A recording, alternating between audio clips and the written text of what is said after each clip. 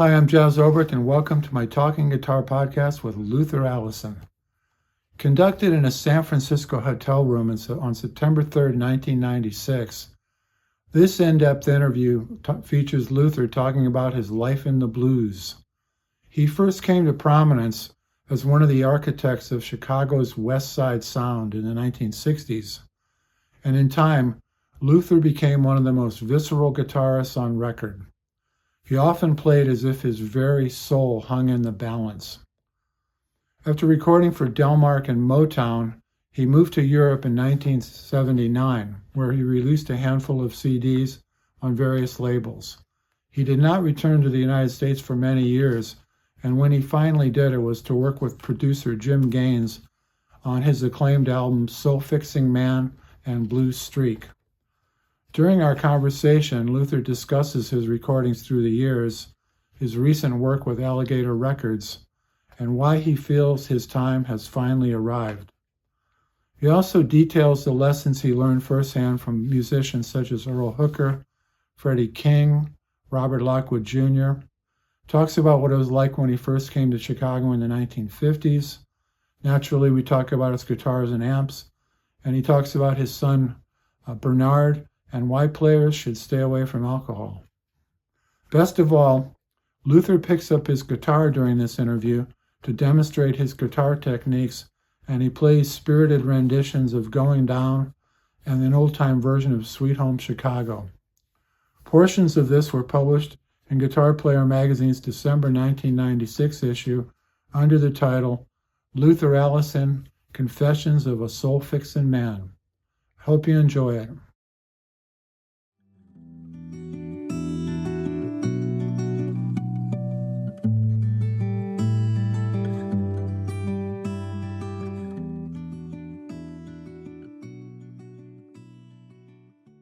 Last night I found a copy of your first thing you ever recorded for Delmark. Oh yeah? My Luck Don't Ever Change came out on CD, right?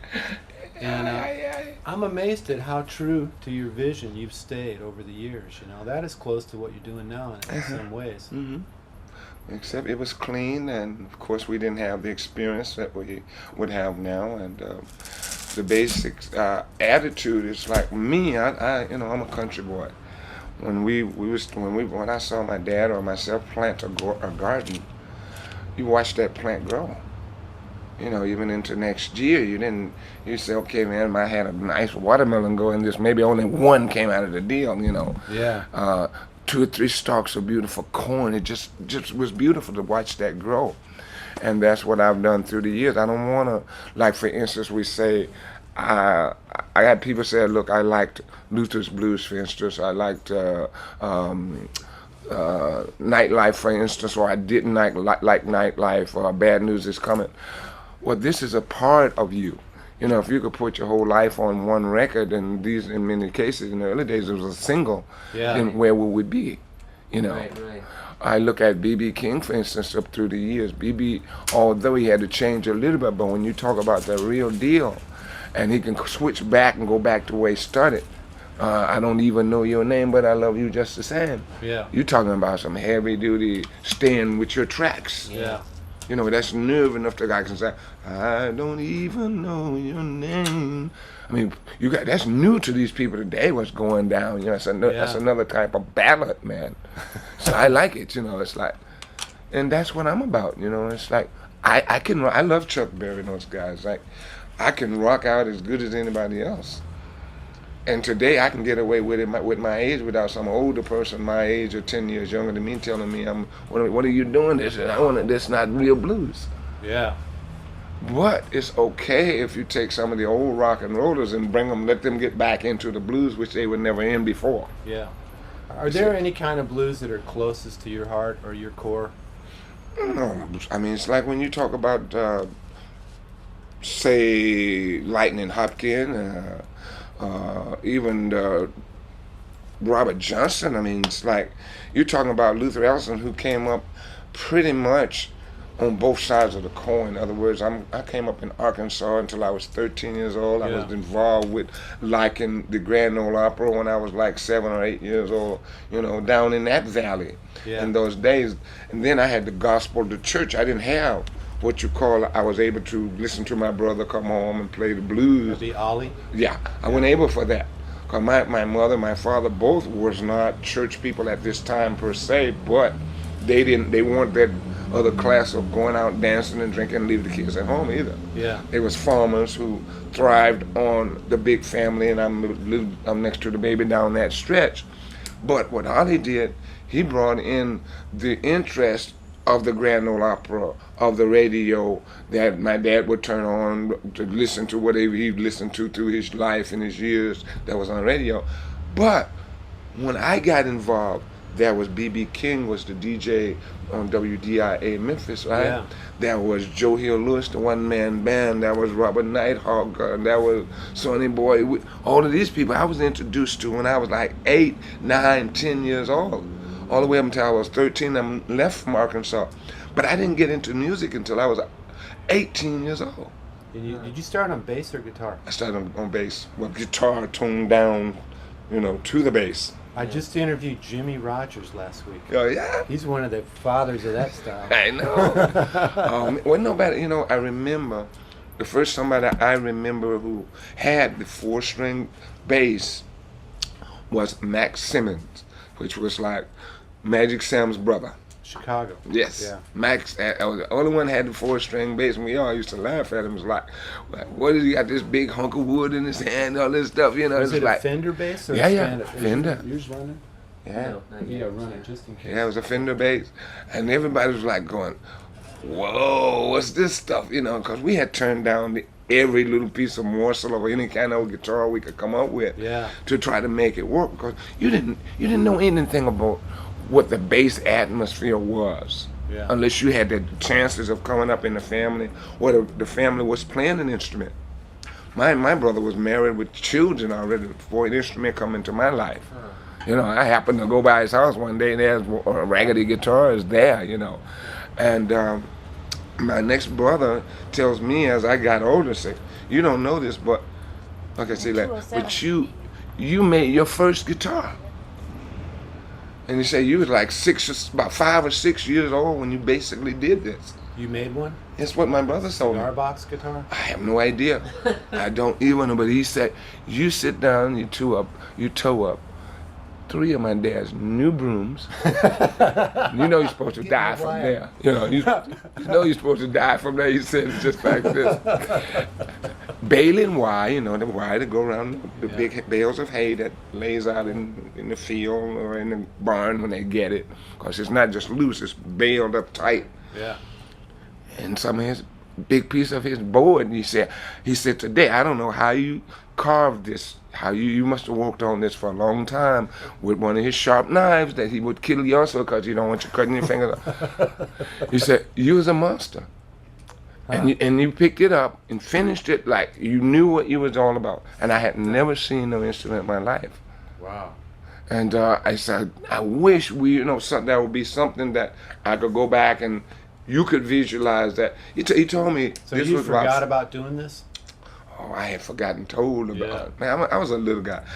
I was about 7 or 8 years old. I remember we lived up on the hill. And the big river was downhill. The water had, it's this time of the year, the water is way the heck down there, man. You can see the river is no wider than this room, basically, except the deep channel that goes through. And I remember dragging my pole out of the water with a big, huge fish on the end of it. Going back up to the house. I had no idea. I was just through fishing. Kids just take off and you go.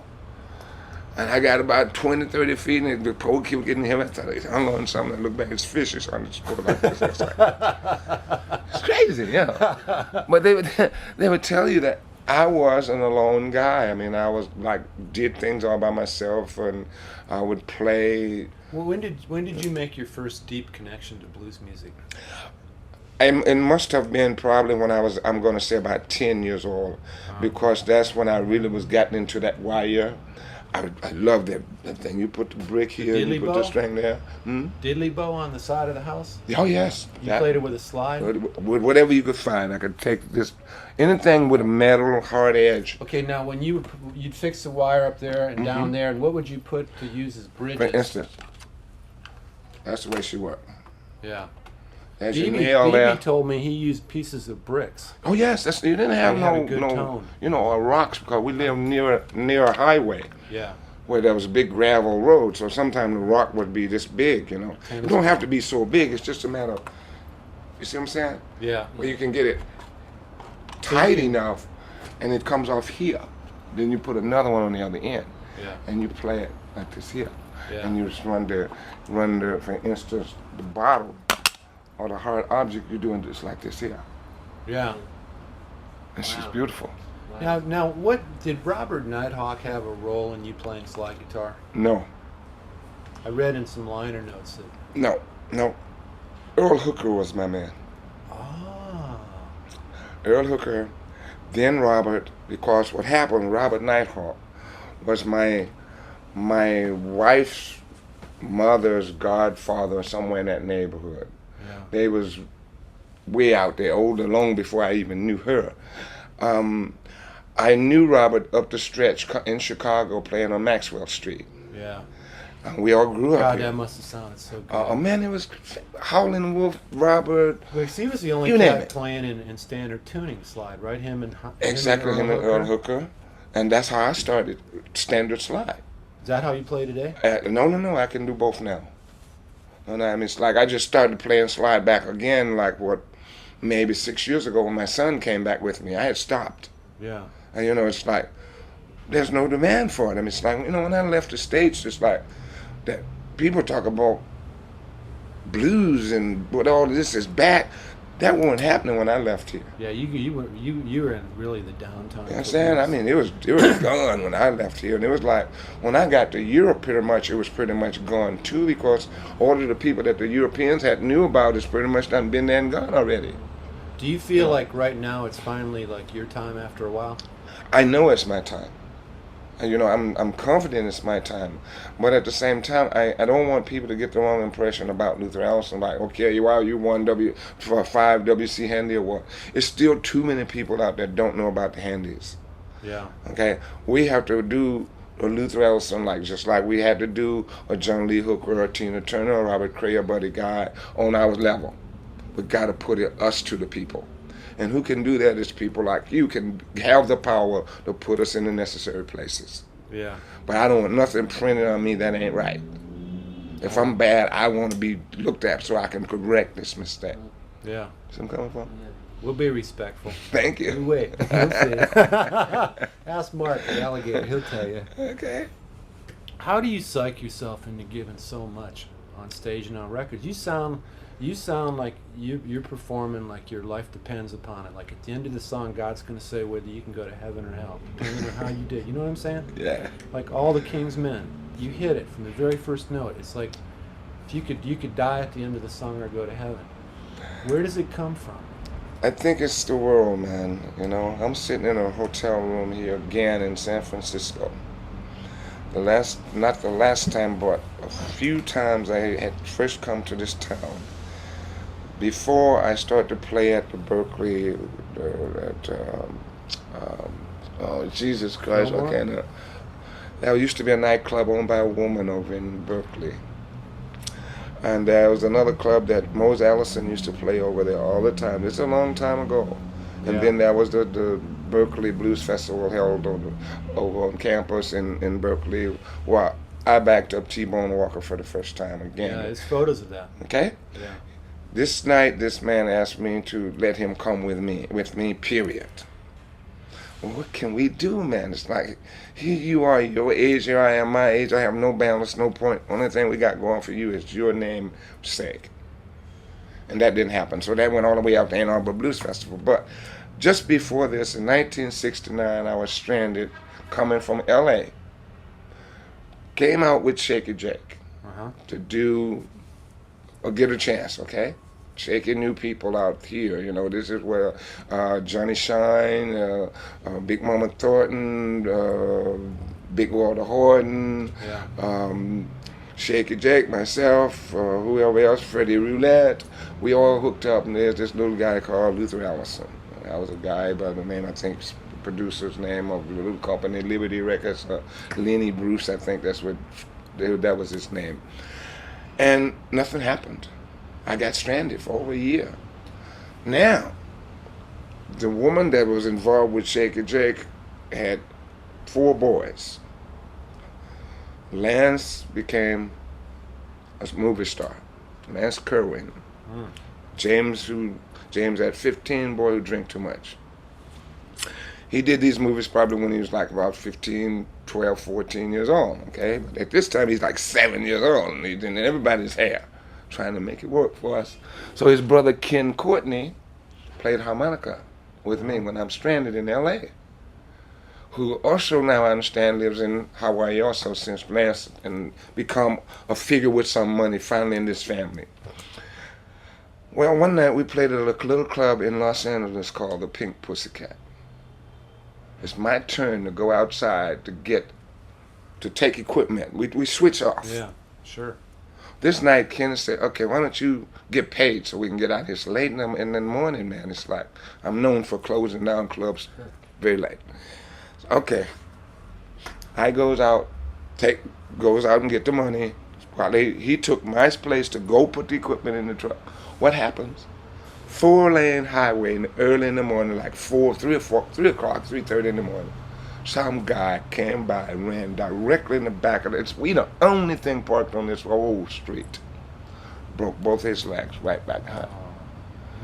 Just after that, I went back to the States. He laid out there in the hospital in Ventura for months and months and months. We communicated as much as we communicated.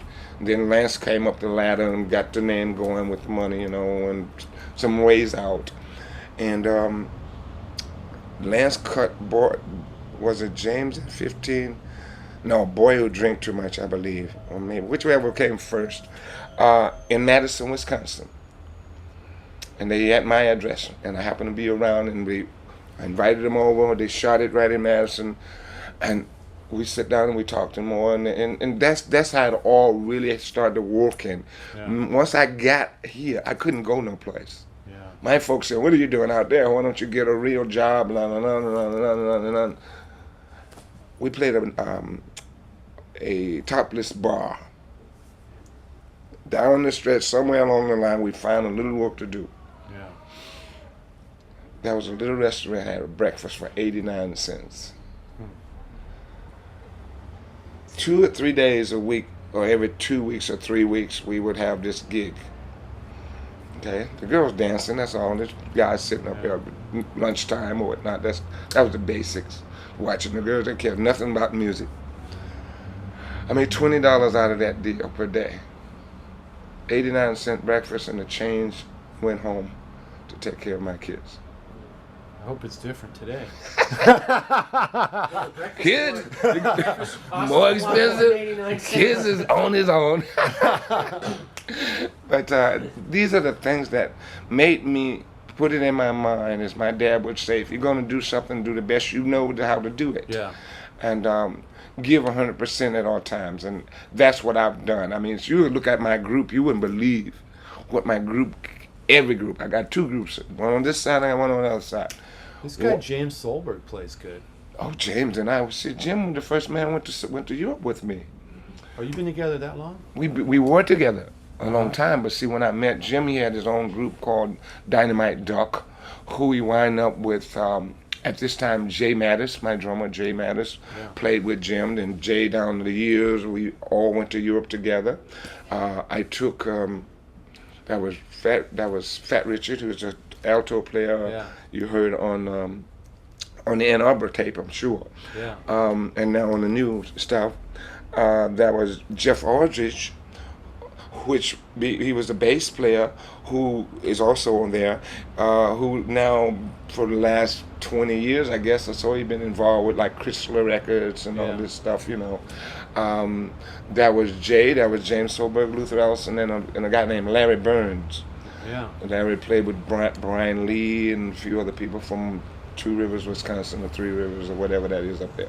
And that was our unit in 1976 to go to Europe.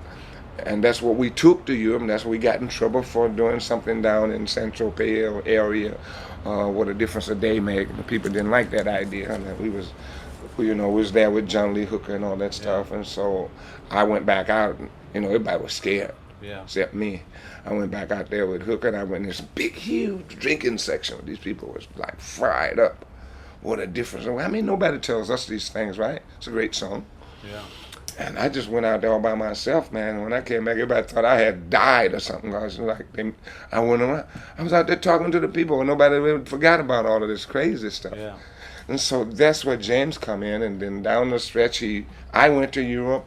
He dropped out of the scene. He does what he does. It's like a mechanic for Harley Davidson. You guys sure sound good together, though. Yes. Well, this is why he's with me. I got to ask you some stuff about guitar playing. Okay. Like, for instance, what do you think a solo? Of a solo guitarist? No, what a guitar solo in a blues song should be all about, and I'll tell you why I'm asking. Okay. You can play as fast as anybody around, but you hold it in reserve. Mm-hmm. You really have a beautiful sense of dynamics, and I just wondered, like, how you think about it, how you approach it. Well, what's your philosophy? People like Muddy Waters, people like Albert King, B.B., and a few other the older guys I used to know, like Robert Jr. Lockwood, for instance. Robert Jr. gave me What a gentleman. What a man, okay? Yeah. He gave me some points many years ago. He said, now one thing you're going to realize, there's a lot of people out here is going to be into technical, everything about what they learn, what they do, and where they're coming from. But remember, I don't care who you are, you're coming from somebody. Your trip is, it's a hand-me-down. It's like a tree that bears fruit. That seems like the best fruit is always up on top of that tree, and you can see it, but you can't reach it. But if you keep trying, you're going to get it. Now, whose fruit did you jump the highest to try to get?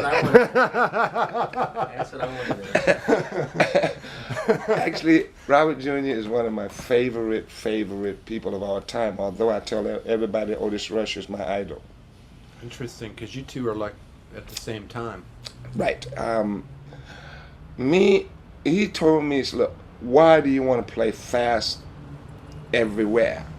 He said, why can't you just hold a note, like if you embrace someone as on a love trip, or not even a sexual love affair, but hey man, I ain't seen you in years, or hey man, it's nice to meet you, and you just come that way. Otis told you that? No, Robert Jr. You just come that way, okay? He said, if you learn to play your guitar this way, all of these people is doing all this thing and stuff, and you come through like, bing, bing, bing, bing, bing, bing. He said, you hitting hard now, you hitting home. You're not shadow boxing here, you're boxing.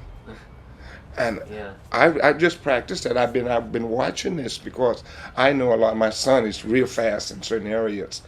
You're talking about Bernard? Yeah. Man, He's incredible, okay? Now, on the other hand, I can hear him play some of the same slow licks that I do, and I can see where he's wrong. Because it's like if you watch a bow and arrow go in a circle, fast speed, you don't see it. If you watch it slow motion, you see what it's doing. We should get Luther to show us this on guitar. Yeah. Would you mind What? showing us on guitar an example of that? Sure, come on. I'll grab your guitar for you. Sure, I just took it out and had it out of the case. We And want to have music with the article too. oh man, Andy's a great music I didn't- transcriber. Nice guitar. yeah, I just Yeah. bought it. Just Oh, one second, really I have to nice. find the pick or something. Yeah. See what happened? I had a gig to do.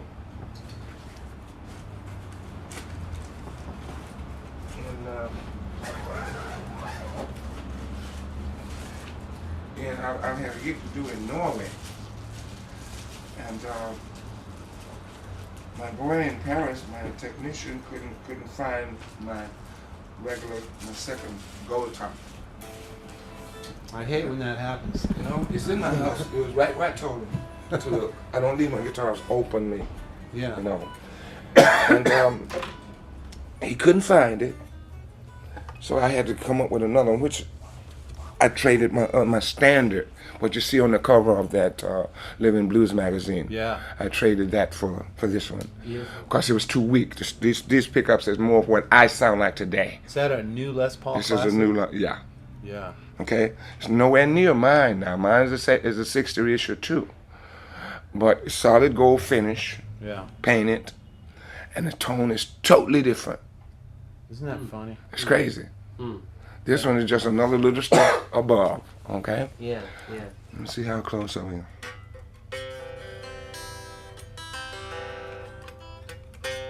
I know it ain't set up because I ain't been using it.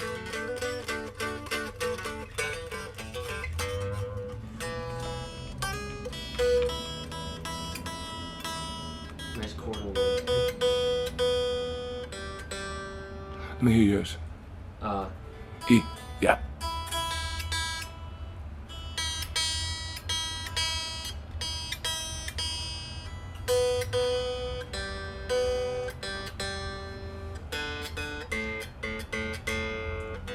Mine's listening for jazz. For jazz.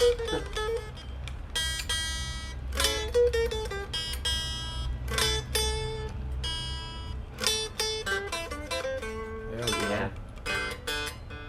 No, it ain't been using Now, what in are you days. talking about? Playing fast and then a lick to slow down on. That's important. For instance, You know. here we are going like a.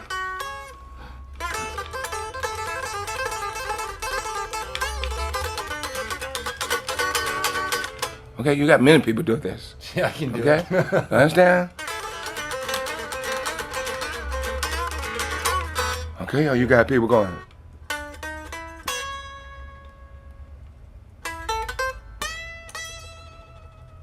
Me, I love. Yeah, yeah.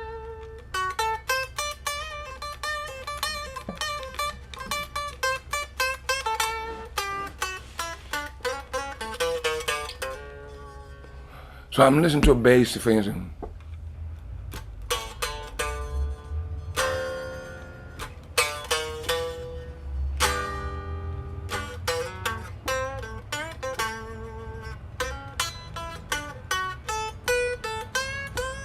Yeah.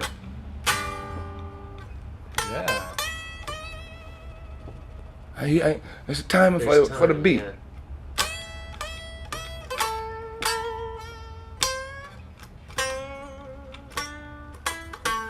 I ain't got to go. I just go and wait. Dun, dun, dun, And dun, that's right the in the bass, beat yeah, that's yeah. going behind me. I ain't got to do nothing but wait on them and they wait on me. Right. And when I get ready to make a move, I go like.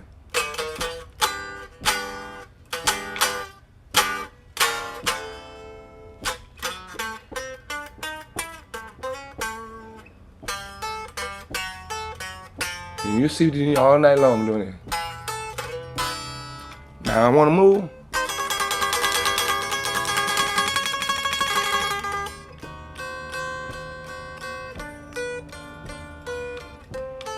All in the same beat.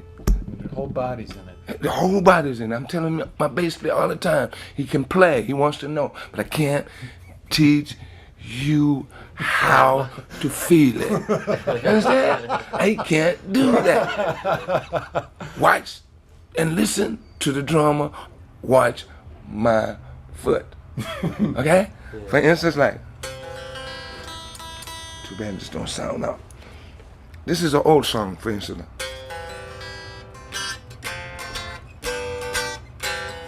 You're so fine. You're so fine, right? Baby, you're mine. I know you're mine. I want something. I love you. I need you. Almost a reggae. And I want Yeah. you. That's what it's about. Yeah. Okay? I need you. Honey, I talk about you. You.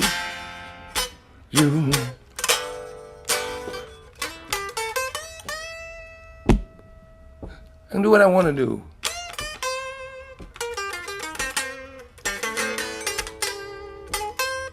Stay up there, baby.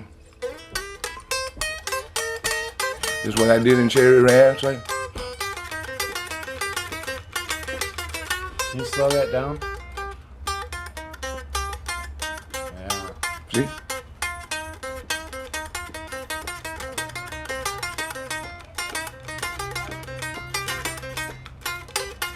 Or You've taken the best out of rock and roll in a way and brought it back to the blues where it started from. Exactly.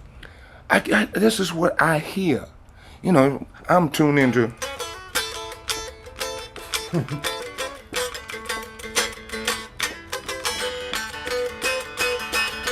I like it fast.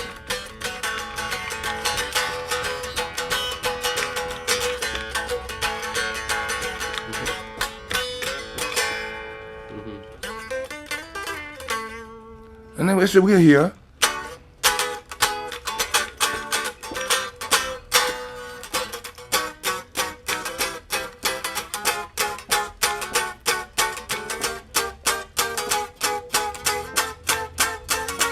Okay.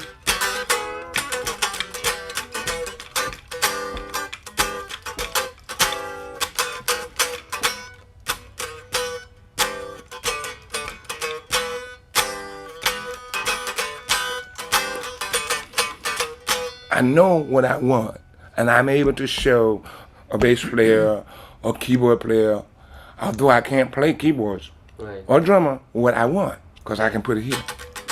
And they can hear it. Yeah. When I made Standing in the Middle of the Road, that was the whole attitude. My son and I, when we sit down to this song, it's like, this is the kind of beat I want to have funky thing where I can play the blues, and with just something different from the same. Everybody's talking about Chicago blues. Chicago blues. First of all, I don't think it exists.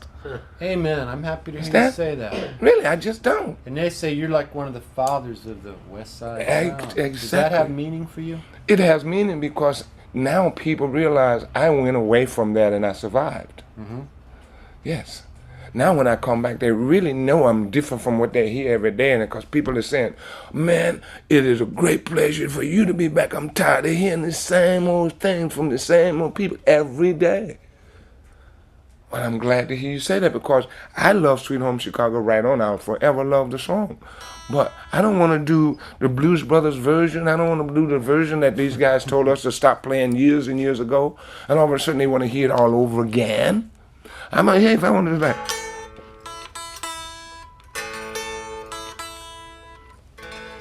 I like saying, come on.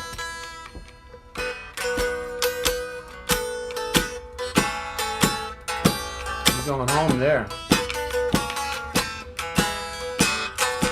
Come on, baby, don't you wanna go? Come on, honey, don't you wanna go? You're talking to the person. You're not just saying the words. Yeah. Yeah. Where we going, honey? That same place. Where's that? Sweet Home Chicago. She said, 1 and 1 is 2. I said, but 2 and 2 is 4. If you don't get in a hurry, honey, I swear you ain't gonna go. I'm gone.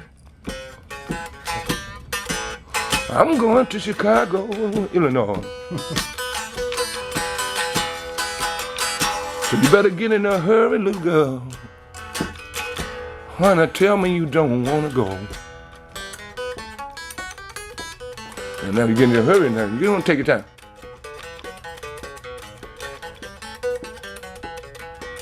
Bye.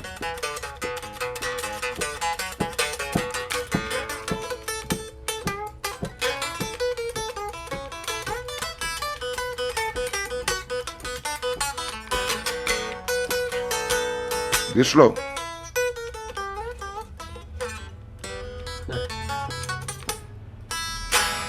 You're dangerous. So simple. Yeah. You ain't running all over myself. I ain't rushing. I ain't dragging. I'm right on you. Mm-hmm. And that's the old school from those guys. Look, I ain't no drummer. I ain't no bass player like Mac, the bass player. He was not considered. Willie Kent was not recognized. Bob Ritchie was not recognized. He was called Bear Fighter. One night, Magic Sam, the drummer, don't show him. Bob is always there where Magic Sam was. Just hand him some sticks. I know he liked the stuff. He knew it lyrically, he knew everything's going on. He never played drums in his life. Huh. Hand him the sticks, did the gig, and been played with Sam for a lot of years. That's the way it goes, you know. But these guys nowadays, like, I'm better than you, he's better than you. People, they reading it in the magazine, he's better than so and so. Come on. I think Muddy Waters said it best. He said, you can never be the best there is. You can just be a good one. That's all it is. No, I don't care who you are. Somebody will beat you doing this trip. Yeah. Because you don't know your limitations. Here's something that's not ever been mastered. And it never will be mastered. Until somebody do it like Jimi Hendrix did it, set a match to it and burn it up. Then it's mastered. And that's what I try to do to it every time I play it, you understand? Burn it up? Just burn it right up with my fingers, not with fire, not with a match, you know, not with blunt dynamite material, but put your heart and soul in, because if we do this, those people, those young people, and those people who I got there and suffered through your cold nights in the park or whatever in the nightclubs, knowing that they got families at home, knowing that they maybe don't have a great stereo like my buddy next door, and I got my wishes and my wells too, they'll be part of that. Hey man, I saw that boy when he was really trying, you know, like I've been with him, hanging with a long time. That make you feel good. Oh, yeah. You understand? There's a lot of people came on the scene since Luther Allison, a buddy guy, and been out here.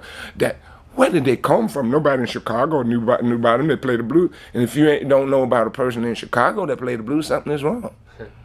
Yeah. Something is dearly wrong. Why are so many people turning to blues music, especially blues guitar, right now? Well, I think what's happening is the basic recognition and understanding feeling, because if you I can turn on the TV. I'd love to see Luther Allison or some of my friends on TV. Yeah, me too. Okay? But you turn it on now, what do you see? You see the same new generation of whatever's going on pretty much, okay? Or the very old market that you never been into on the Frank Sinatra them side or whatever, that you never knew where you was at there. You could qualify if you want to go to Las Vegas and hang there and maybe get lucky somewhere. But I think it's too many young people have been to Europe through the last 15, 20 years and saw a person like a Luther Allison go out there and shake all of those hundreds and thousands of kids that we play the same music over here that these kids won't go see. Over there, many times they ain't got no choice because it's right there in that town. That's all that's going on. They can't go from there to Paris or from Paris to Hamburg someplace, you understand? So they tune into another ball game, but it's the same ball game. You understand what I'm saying? So if we can balance it down like what we've been doing, for instance, all right? Right here in the States, you got the San Francisco Blues Festival. Now you look out there, that festival that I played, 10, 15 years ago, and you see how many more young people is involved than it was in those days. Right, yeah. Because young people wants to know now. Young people have seen Mom and Dad, or Mom and Dad and gotten closer to the young people to say, listen to this now. I'm listening to yours, listen to mine, and this is where it's coming from. And kids want to know. What is it about the guitar, though, that crosses all language? Like a kid can understand a blues solo just as well in Africa, Jamaica, yeah, or the Bronx. You know? Yeah, it transcends everything. Well, I think the guitar shows us, like, you know, if you don't want to walk out of there, hey, my friend, I got a date. Is she fine, man? Is she bad? And a girl is the same. What is he like, girl? Well, that's why these people want to endorse people by the name. If it's McDonald's, they want to endorse somebody with a name. Right. Because these kids, they ain't focused on the old folks, they focus on kids.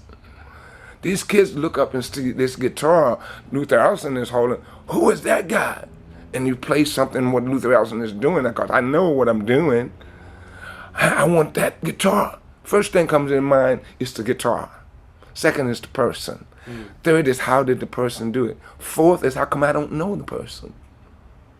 Understand? Then they started research. They started finding out. Right. How does a guy get a tone, his own tone? Coming up from the old school. Yeah.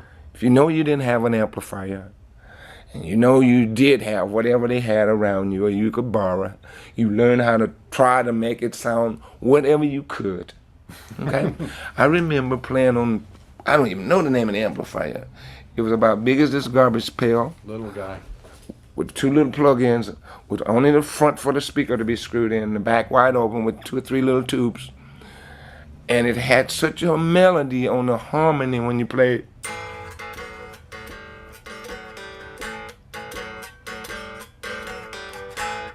And something inside of your voice just kind of helped do that. Although you weren't a singer. Yeah. And now I try to find that on a major amplifier. I can't A certain find way of resonating. a certain way, I guess. I mean, it's like you can twist buttons and twist knobs all you wish. For instance, Blue Streak, Cherry Red Wine. Great tone. It was a great job done in Memphis, Tennessee, with Jim Gaines right there. That the other part of the song you never heard before, which God playing chromatic, playing more cleaner guitar later on. After I played some chromatic, it went on for another 3, 4, 5 minutes maybe. I redid the song back up there where we did the demos at in James Solberg Little Bitty Studio.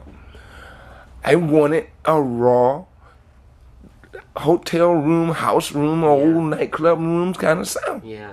So I used my Blade guitar and the Fender Seville or whatever that is. But where the Blade guitar got a booster switch, it's got an equalizer, right? So I said I can get it cranked up. There's nobody in here but me and Jim, because he likes to play loud. Forget it. He can deal with that. And let it rip so you can get a few overtones of just like noise and see what happens.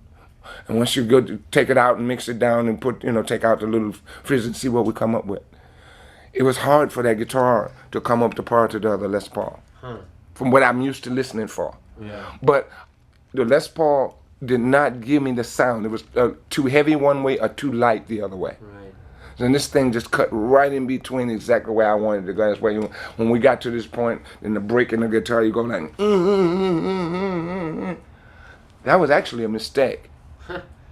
The band's supposed to stop, and then they kept going. They stopped, actually. And I went, no, I ain't ready to bail out of this. We'll leave this thing right there. I won't be, I will not be defeated that way. Because Jim had the tendency to say, like, pretty much on many of the tunes, say, are you sure you want to do these tunes? My name is Luther Allison. Not James Solberg, not anybody else. This is what I've been writing. This is what I've been doing. This is the way I've been working. These are the people I've been working for. Yes. You want to do it? Do it. You don't? Get out of here. That's all you say. Do you want to have one tone, or are you in search of No. a collection of tones? No. I want to be more than that. It's too bad we only got 2 feet and you only wear 2 shoes, especially when you wear a 12 or 11 and a 10 through there. No, I want like if you read a book, page after page after page, you can get further into your book. Although you know what that story is, but if that story it's a big story, it shouldn't have to take that much of a book. Yeah. You understand, to get the punchline out. So I'm thinking that if you want to read this book, you're going to get a lot out of this book, because this book is this big. You want to spend 5 days reading this one book when you can go to another book and another book and another book and get what? So the guitar tones for me today, maybe I want to play I'm Going Down in the key of E. But tomorrow maybe I want to play in the key of D, C. A place that I don't have open strings, for instance. Could you do that? Play I'm Going Down in E? In E? And then show me in another key, just... He loves that song. You like that song? I gotta feed the meter. We won't have a car when you Okay, all right. And Yeah. I need it. Maybe let me try it on your guitar. Mine don't want to sound like it's staying in tune, but no. Yeah. When I go doing Going Down, I'm going like.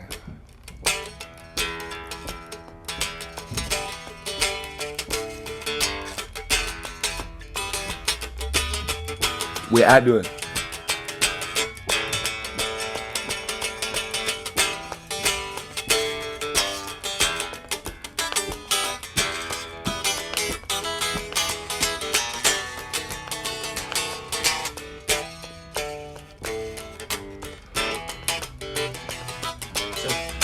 We got another move next one.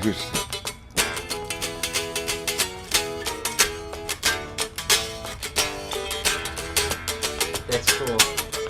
This keeps you rock. Yeah. What keeping kids knows about.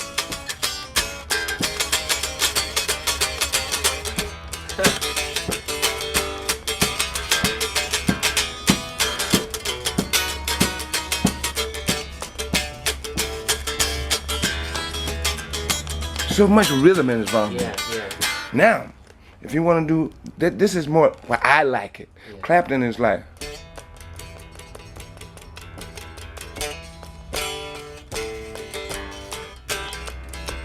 Right. For me, this don't do nothing for the song. Takes too long to get where you're Exactly. going. I mean, with yours, you're like Exactly. right in there. I can't get there. Yeah. Now, if you listen to Freddie King's the original version, it kick. Yeah. It kicks. It's a whole nother thing. Because the bass player is so important now. Because he's doing.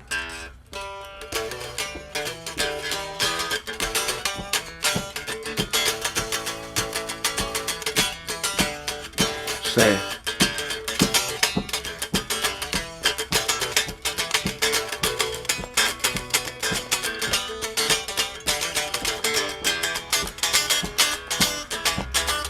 So he used to say.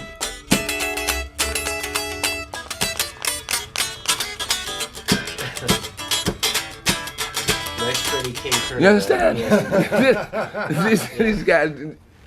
Why don't you push Luther's guitar back? I'm afraid it's going to slide off. I should do that too, thanks. Great. But that's the idea. Now, D is the same thing, actually. If you don't have that open string. Yeah. Now, if you play in here,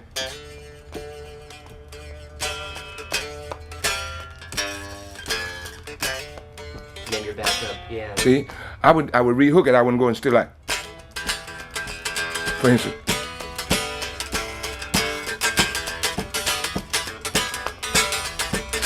Now if I'm D, I'm gonna say.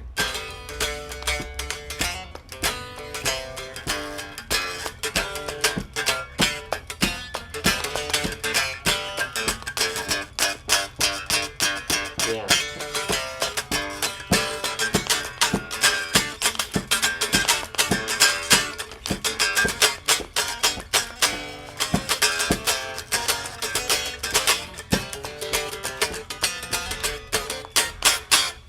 You see what I'm saying? It changes its mood with the key. Exactly. Now, Yeah. let's say we're gonna do this here.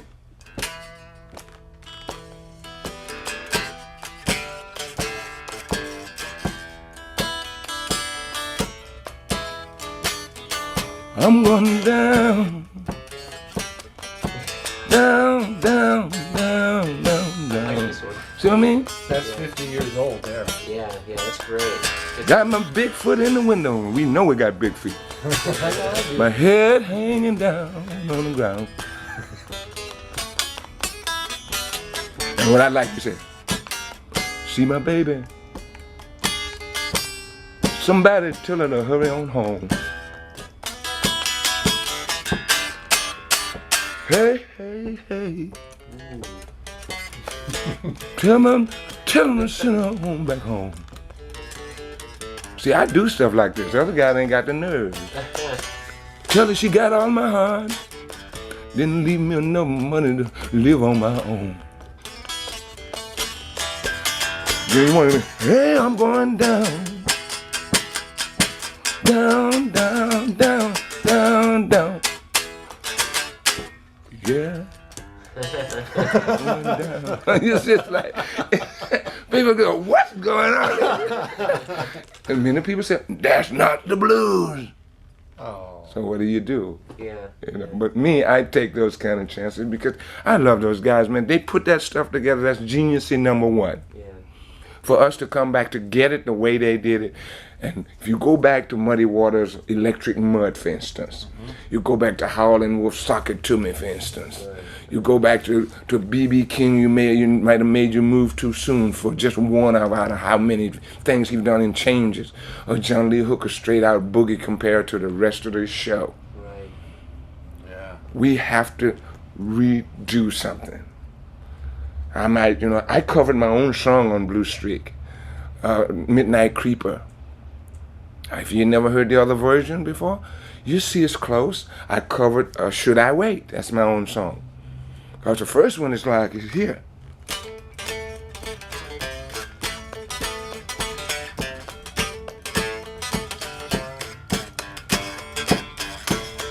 standing at the station, waiting on you. Tell me, mama, why you overdue?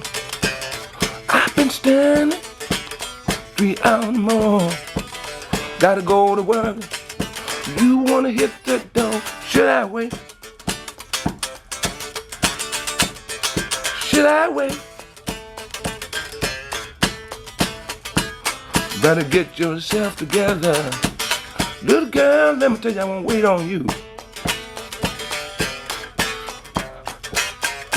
Okay? So I did the other one with the slide.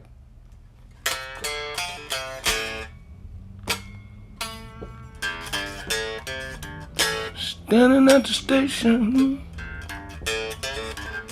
waiting on you. Tell me, darling, why you're overdue. I've been standing 3 hours or more. You wanna go to work, darling, now? Now you wanna hit the door? Should I wait? Little girl, should I wait on you? These are the things. You better get yourself together, mama. I done told you I won't wait on you. Same thing. So that's what I mean. I got songs that I recorded that nobody basically in this country know about. A few people, then since I've been coming back now, we brought a few of the records that we've done in Europe, and some of the stuff we send over here to be recognized, and they send it back and say, we're not interested, it's not the blues, people here won't like it, you're not playing the blues anymore, Luther Allison. And we went that route. You know, I had to wait my turn. So this is why I wanted to do Soul Fixin Man the way I did Soul Fixin Man. I said I'm going to put what I know a black person like in a black person vein that'll go out to see an R&B show, right, like a Johnny Taylor, or Denise, or Lattimore, or whoever. That's why she was born that way. That's why Put Your Money. That's why Teasing, okay? Love String is on this record. If that don't work, then I don't know what to do. That's what I said. But I got one more thing I'm gonna do, and I'm gonna throw out this next record, which was Blue Streak. I'm gonna throw this type of material out. If these two don't work, right. I just don't know which way to go, because I done heard everybody that's been out here and everybody's going crazy about, like, for damn right I got the blues and all of this stuff. You know, come on, fellas, I know about it too. Yeah. You know. Luther, are the best songs you write necessarily autobiographical? Do they come out of your daily life experience? Pretty much. Or I go way back. I was some ideas I loved long time ago. Then I wake up today and I'm still confronted with these situations. Yeah. We talk about going back, moving from the hood. We're talking about the big drug trip in the States, for instance. Well, you got to remember, I still got a lot of relatives in Chicago, a lot of relatives in maybe Los Angeles and maybe Detroit or whatever. And these kids is kids now that was babies, and some were not even born back there when I was back there, okay? And I see it when I'm there. My relatives is not going to be different from many others out there. And parents, as far as I'm concerned, the more you sit back and say, my child ain't going to do this, won't do this, because you ain't seen it, it doesn't mean that they're not doing it. It doesn't mean that you got to go out there and watch every move they make. It's called come together. I come together with my two on the guitar and the music, and when I can, and his sisters and brothers that weren't mine when we got together in the first place. Talking about Bernard? Yeah. And we've talked these things over. He helped me writing. He helped me understanding where a young person in 1996 at the age of 25 and 30 years old is today, where I might not know no more because I'm out there and I'm not over there in the hood. Understand what I'm saying? And so I want people to know that. And matter of fact, I was just talking to a person down in Virginia, not just a week ago. And she wanted to know, why do we have to move away from the hood? She couldn't understand that. This is a black woman that don't understand that, but she lives in the hood because she got a grandmother that's trying to build something in the hood. How you going to build something in the hood out all these years? It ain't never happened before. That's why it's there. Build a bridge or road out of the hood. That's the best you can do. Go back, and maybe someday that same house you live in could be a monument of really importance somewhere, maybe where the house or the school that Willie Dixon lived in, or Luther Allison, or whoever it might be. You understand?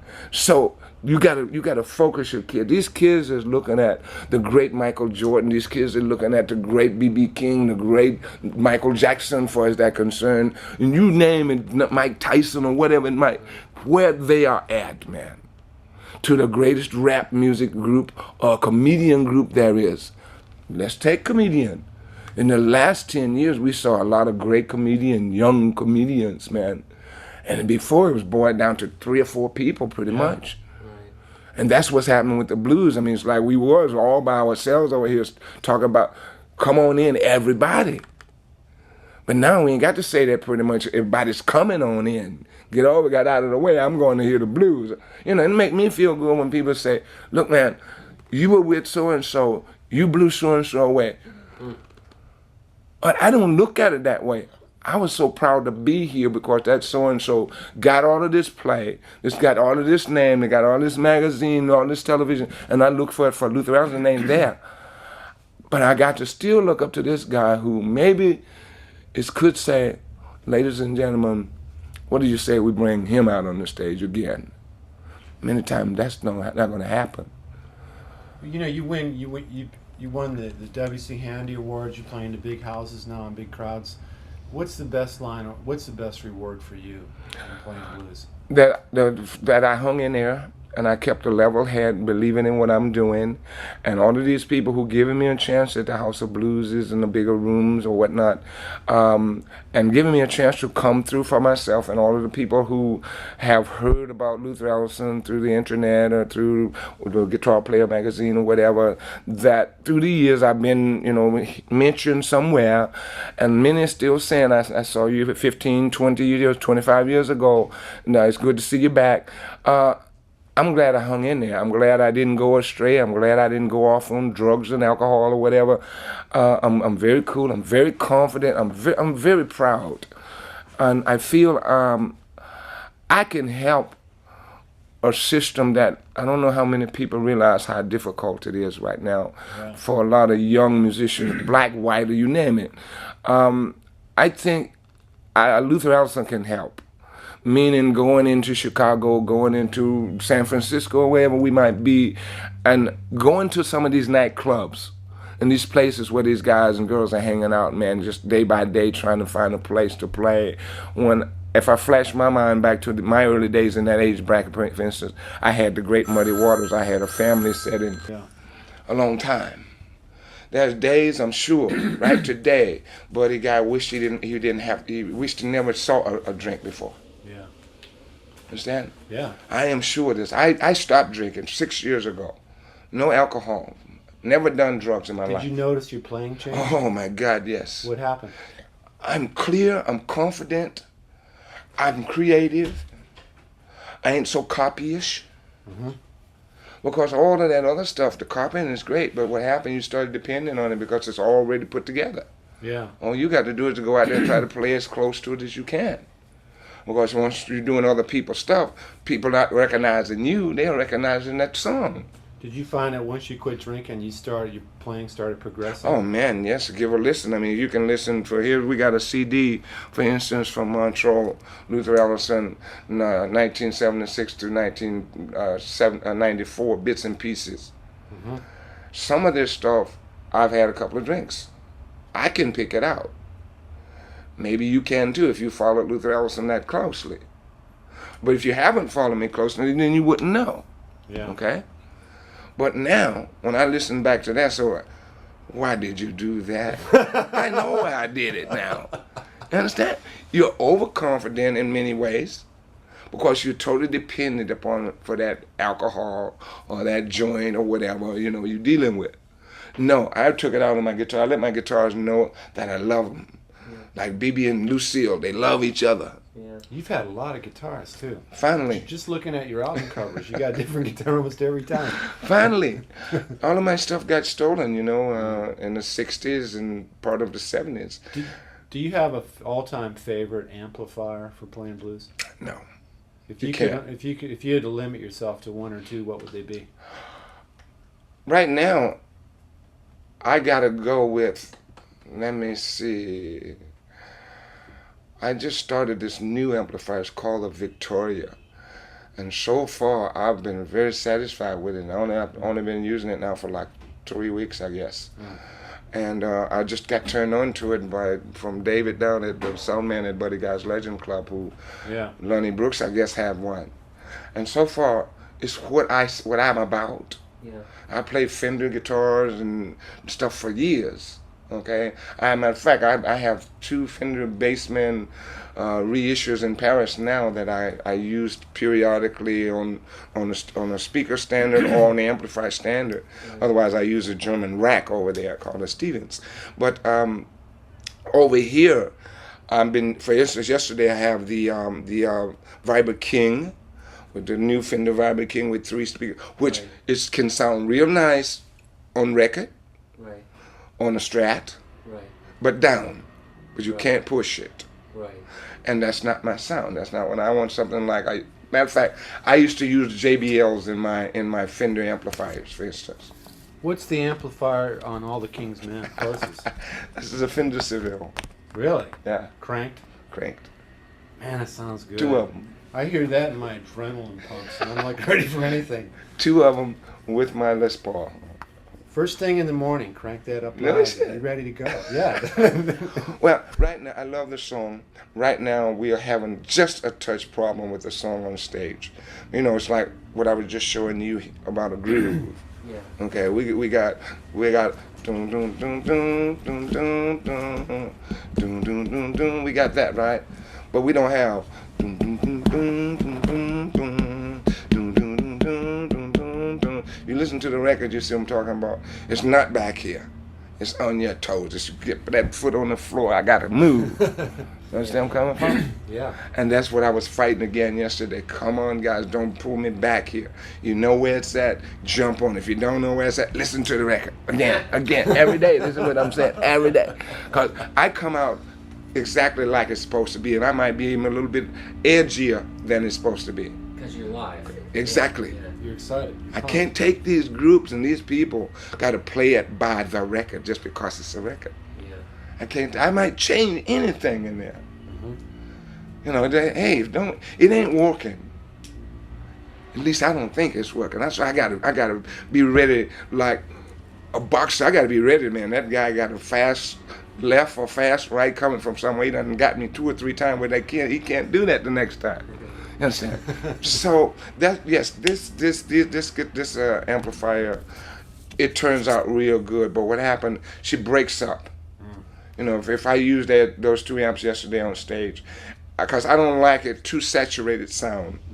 But what happened? They'll get real sharp or real dirty. Right. Like Jim on the guitar over there on the other side, that's his basic sound. He likes this 3-3-5, smooth, muddy. But it's the 3-3-5 pretty much, so he's in the ball game at all time. But if you're playing with a B3 organ, you're getting that same kind of clash, man. And where I stand between that, my Gibsons, and the bass, and I'm real in big trouble. Right.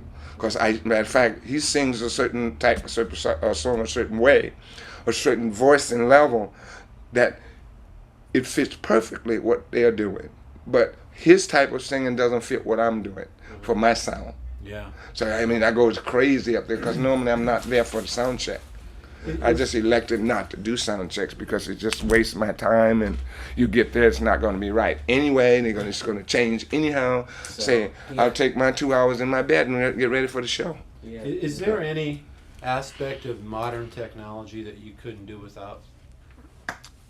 Like, are there Overall, in general, you mean? Yeah, like, are there any dramatic new improvements in the studio, for instance, or on stage? Because a lot of guys spend a hell of a lot of money to get the setups from 1957 or 58. You know? Well, I'm going to tell you a little secret.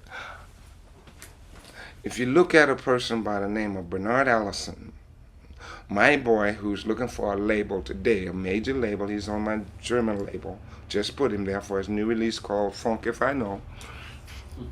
If you listen to his setup for what he accumulated out of all the guitars and stuff that I gave him or he lost or whatnot, and he was able to go to a music store and prove to the people and sit down and let them see some of his licks and whatever. If you listen to this guy's sound, he got the stack, he got some Mesa Boogie stuff, he got some of this, he got some pedals, and you won't find it. He knows exactly what he's doing with it. I can't do it. I look at it and I just get confused looking at it. You see? And he can come off of that and play on my rig and still sound good. So you're just an amp, a guitar and a Give me a guitar and an amp. I like to have a little fun with the old wah-wah pedal every now and then, because years and years when it first came out, I was one of the few people who was able to get one, because I had a friend, an old man that owned that big music store on 18th and Harster Street in Chicago, where it was there for so long, many years. But I had a little secret with the old man, because I would go in there and demand that he let me sweep the back room, do something and whatever, and let him know I was that little country boy from the cotton plantation and big family, dad blind, my mother's old trip. And he said, hey, take what you need, you know.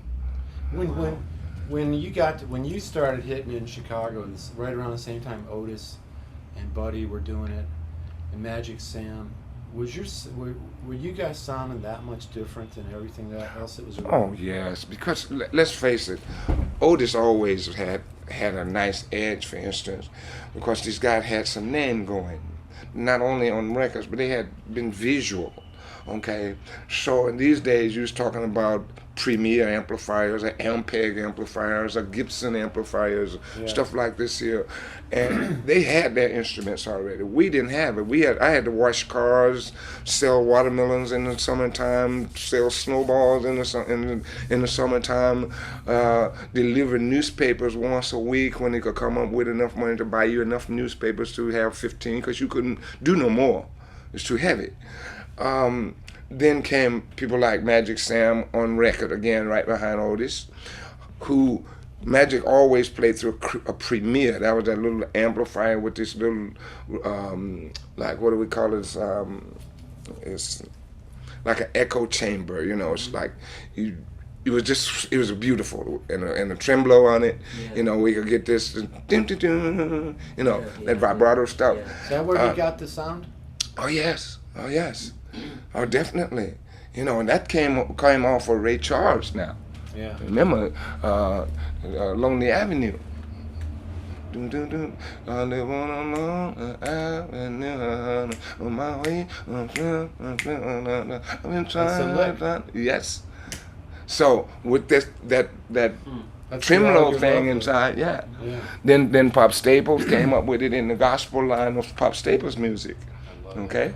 So all of that came up, but the basics was coming up that ladder, dealing with the little wah-wah as it came in, these little amplifiers as it came in, the structure of Magic Sam as it came in.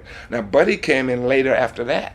Yeah. Because when Buddy got to town, then people, you know, he was this young guy, he'd fired up and acting up and then doing with all the stuff that me was doing all the time. I got mine off of J.B. Lenore and Howlin' Wolf. When Buddy was JB like real active on stage? Oh man, he wore his little leopard suit. He was like probably your height, maybe a little bit shorter. Because when you hear his records, it doesn't sound like he's. Oh man, that guy, man, he'd have a 200-foot of guitar chord. You think he's on stage, man, that little fine voice, Mama.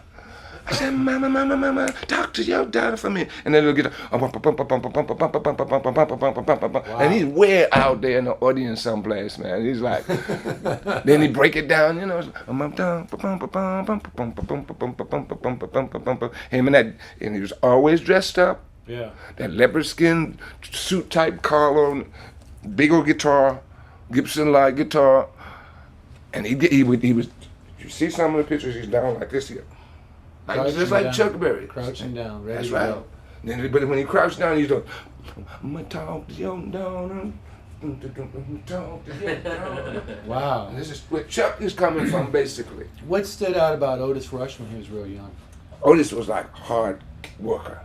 Otis stand there on the stage and sing and charm you and put that guitar and The vibrato? Jesus Christ, it sounds so good, and he used a lot of echo too. Yeah. Like he's far away, but not way out here volume-wise, because he didn't have it. Yeah. He didn't have that kind of power. And periodically, he would put it behind his head. Periodically. But he'd never been one of those really flashy guys. Yeah. But he would dig in on you, man. And he would play. Otis could play 3 hours just like Luther Allison and don't worry about you taking a break. He could do that. Man. Many guys didn't want to know about Otis because he would do stuff like that. What do you mean this guy will kill us up here, man? What was Hubert Sumlin like back then? Oh, he was just a sweetheart. Yeah, Hubert was a sweetheart. he still is. Well, see, Hubert wanted to run loose just like the average kid. You live in the neighborhood, there's kids over there having a party over there, but your parents wanted you out to do these kind of things. Well, Howlin' Wolf didn't want Hubert out there learning and playing all these other guitarist type styles. He wanted Hubert to play what Wolf does. See, if Hubert play a B.B. King lick behind Wolf, he's in trouble. You don't play no old B.B. King, you play the Wolf. That's that. You see, that's the way that went. But, outside, when like my brother Grant, Hubert, Tyrone Davis, Bobby Rush, Willie James Lyon, you talking about the close ones now. Yeah. Then Freddie King moved in the picture and Magic Sam. Buddy never did get real close to me because he got locked into Junior Wells' Superstar Trip. Real early on. Junior came out early. Yeah. Okay? With So Buddy. Buddy was the man right there. They were from down in the same neighborhood. He was the man, he arrived at the right time. So when Junior hit, Buddy was right there for him. When Junior, all the way up until very recently, and then Buddy was able to play with Muddy and record, and they was also family. Yeah. And people like Luther Allison and Willie James, we had to stand on the outside. There's Freddie King, who already was established. There's Otis Rush, who's already. There's Magic Sam. All these people are already established, although we was pretty much all in the same age bracket. Who was your best friend among all the players? That's a toughie because everybody was like, you had to stay your distance from people like Otis a little bit because they were the stars. Yeah. You go to see them, 9 times out of 10, you didn't have 50 cents to pay to see these people. And they didn't know you. You couldn't take your problem to these guys. Man, you got thousands of other people like, hey man, put me on your guest list. Yeah. Even those days, And you see them when they come outside, maybe after the gig or before the gig, or in the summertime like this. You see them in a break time come out of the club, sit on the edge of their car, on the edge of the fire plug up against the building like they used. We saw this in Chicago or whatever, right here. And you sit back and you say, oh wow, I like what you do, man, you're great. You know how the ghetto kids are. It's just very hard to find a shy kid that's able to hang out around a place like this.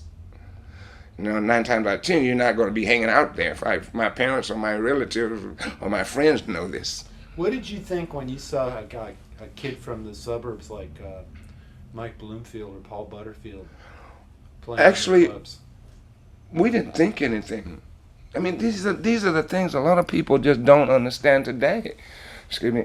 It's the matter of when I met those guys, it's like you're already in a club, you're already performing, you got a nice guitar or whatever, whoever it might belong to, and you're playing music.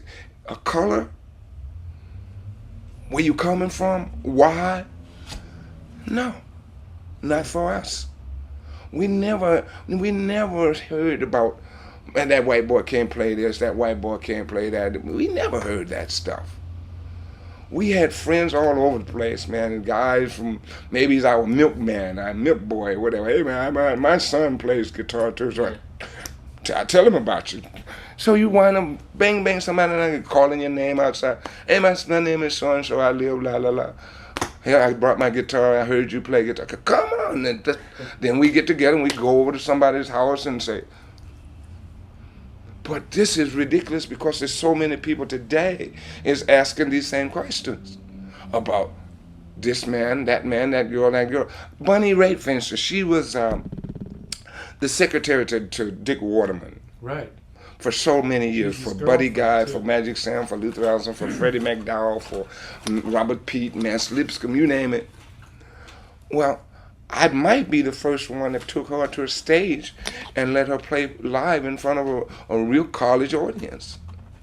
The Nitty Gritty, Madison, Wisconsin. When the boss man said, no. And then she cut her first record up. Yeah, there, didn't just she? after, yeah. And he says, no. I said, but when you told me I had the gig, I do what I want to do at the stage. It's mine. Within reasons now, you know.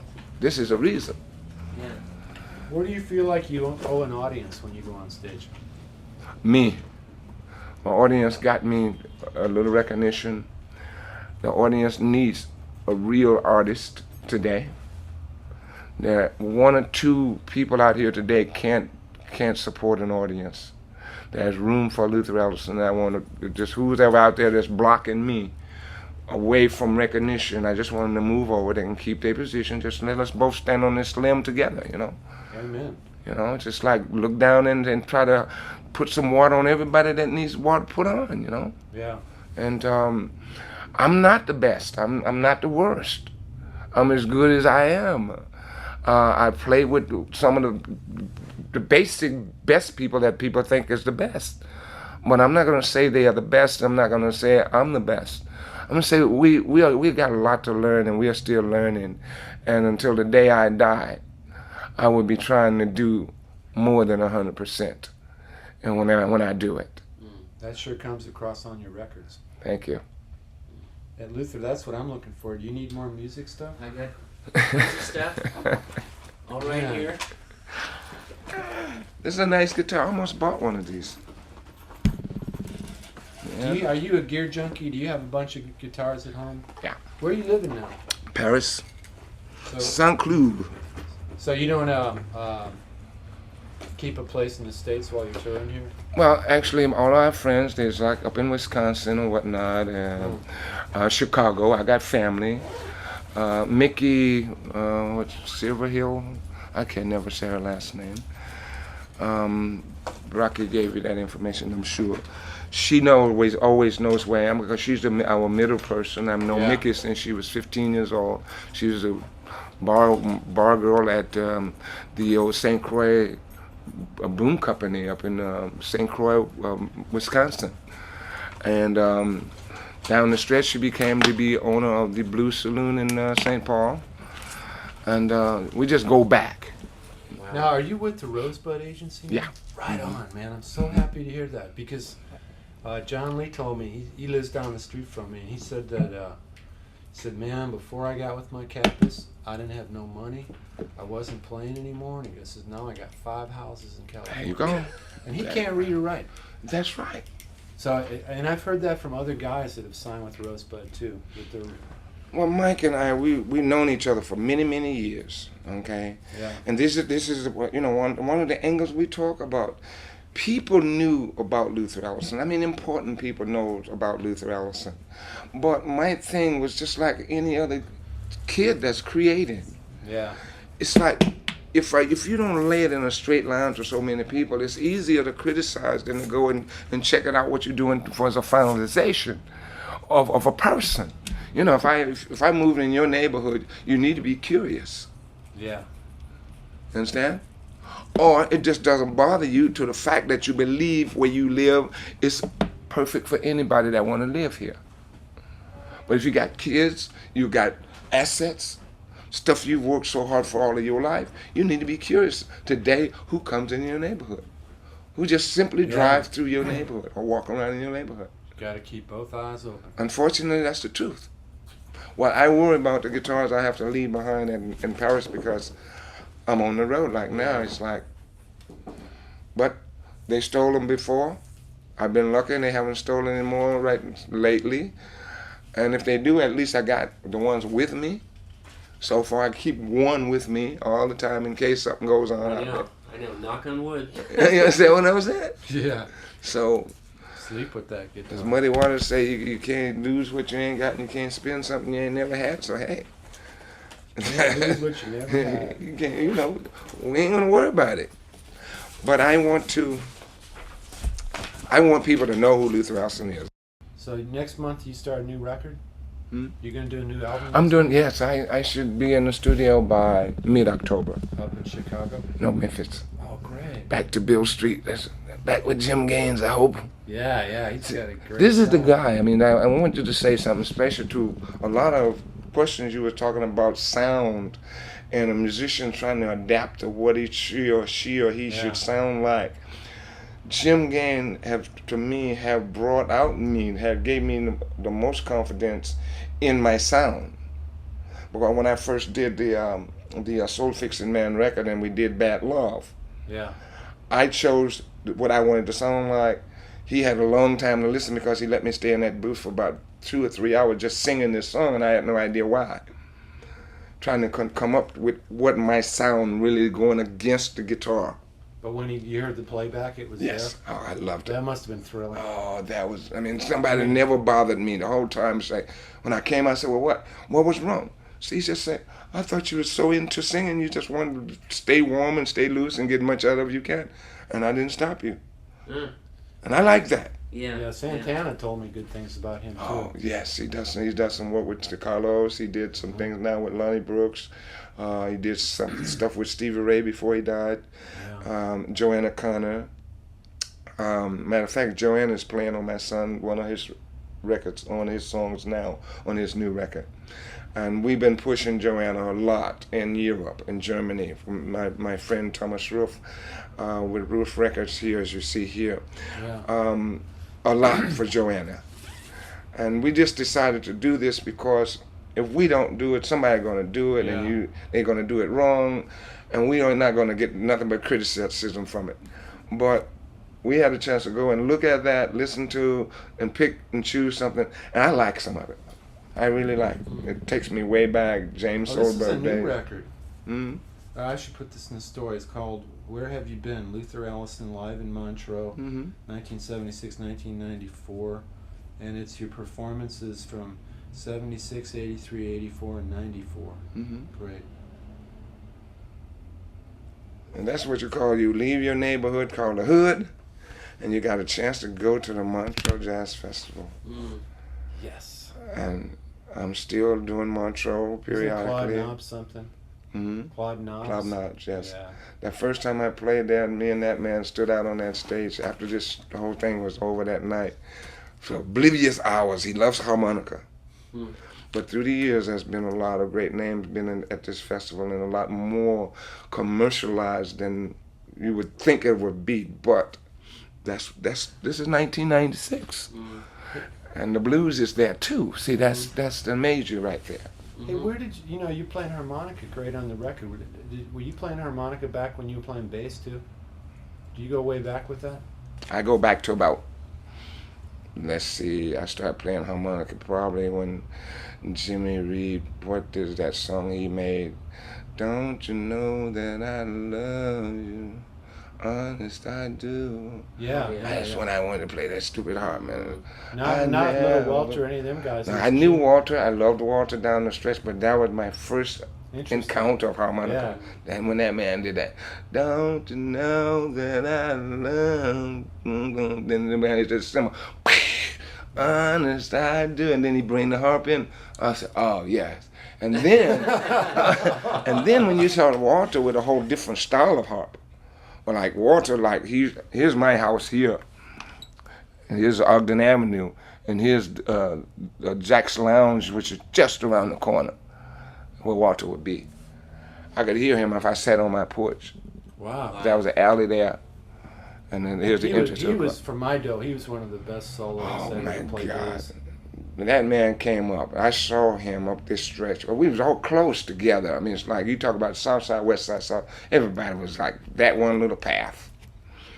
I saw that man take horn players, good saxophone players. It's okay. Y'all, and see, these days, the jazz guys, like, they didn't want to have nothing to do with blues people. Forget it. Yeah. And Walter used to mess them up real bad. And we all be watching it. They couldn't hang with him, man. They uppity, attitudes and all. Something's wrong with their horn all of a Oh sudden. yeah. The man is just blow. It's a little harp about this big. You've seen it. Really? Yeah, Oh, little yeah. toy. The man could take them 2-3 little notes and make you wish you never seen a harmonica. Wow. Junior Wells got a lot of that in him too, and although he's coming from Sonny Boy, but Little Walter and Big George Smith was my favorite harmonica players of all times. George on the chromatic, Walter on chromatic too, but Walter on straight harp. Yeah, Forget it. that's the best. There used to be a guy right here by the name of Al Oakey.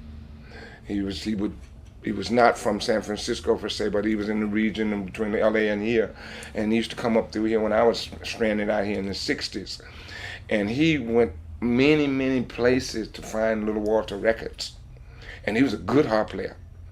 But I have no idea what happened after I left out of here. I never heard him, man. Al Oakey. Tall, when his teeth was dead, big smile, good harmonica player. Did you ever run into High Tide Harris out here? Not out here. I knew him in Chicago. What happened to him? Maybe still around Oh, somewhere. he disappeared. I thought he sang But good. there's a lot of folks. I mean, it's like, look at Calvin Owens, for instance, lives in Brussels now. Yeah. Had all them years with BB, and now we did a couple of gigs together about 2 years ago, and now he got a big band going, the whole deal. You know, it's like getting ready to do a new record with some people from BB's organization, I guess. And they're going to lock it back, I hope. And this is fantastic, man. Man, I really appreciate this interview. Hey, thank you. I hope I'm not talking too much, but anyway, Oh, never. I like to talk.